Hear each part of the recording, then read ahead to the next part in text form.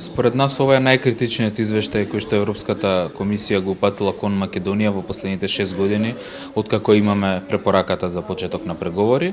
Како што повеќе пати беше пренесено и тој нашето истражување го покажува дека во прв план оваа година се политичките критериуми, односно најкритичниот дел од извештајот се однесува на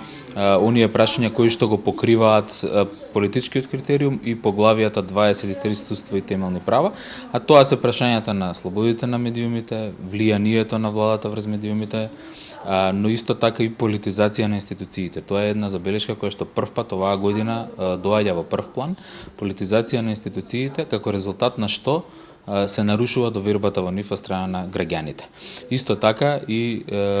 карактеристично е тоа што многу експлицитно се изнесени забелешките оваа година и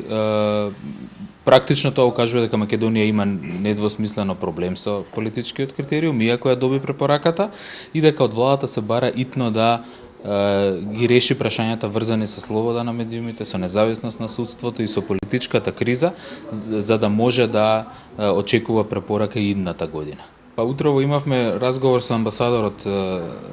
на Европската Унија во Македонија Орав и исто во прашање му го наметнавме и него. Тој одговори дека оние кои што го тврдат тоа би ги упатил да го прочитаат извештајот по-детално или по-сериозно. Така што за секој кој што го читал извештајот му е јасно дека оваа година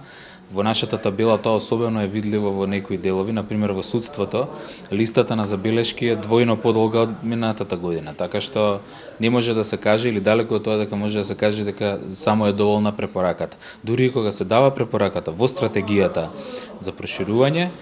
има една запирка после која вели дека владата мора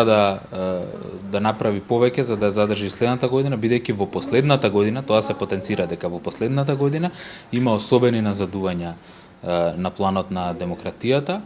стабилноста на институциите, политичкиот диалог и се разбира човековите права.